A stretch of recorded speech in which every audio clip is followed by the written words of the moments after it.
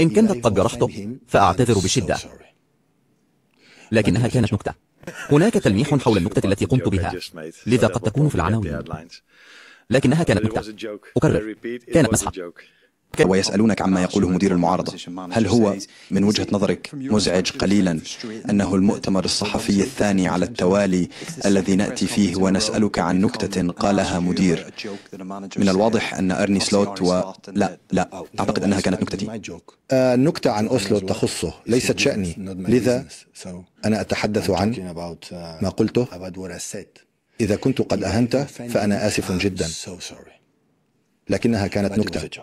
الحقيقة هي أنه كان لديه 3 وكان لدي 6، لذا هذه حقيقة، لكن النية كانت تماما جيدة، لكنني قلت نفس الشيء، لذا فهي واحدة أخرى للقائمة الضخمة في هذا البلد وحول العالم الذين يريدوننا. هناك في الأسفل قلت لا بأس، لا مشكلة، لذا ما قلته مرات عديدة: انتظر الجملة. وكل شخص خاصة في الديمقراطية البراءة مفترضة حتى تثبت الإدانة، أليس كذلك؟ لذا ننتظر وبعدها نرى.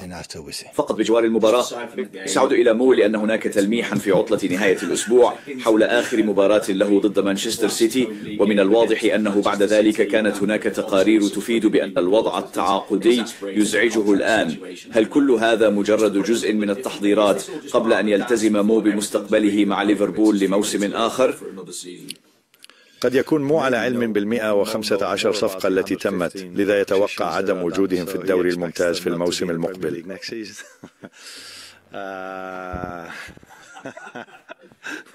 وأتوقع أن يكونوا في الدوري الممتاز. لا أعتقد أن الإجابة المملة دائما هي نفسها. هذا ليس المكان المناسب لي لأتحدث عن عقد مو، وقد أكون قد تحدثت كثيرا عن النكتة التي ذكرتها، لذا من المحتمل أن تكون هذه هي العناوين، لكنها كانت مزحة. أكرر، كانت مزحة.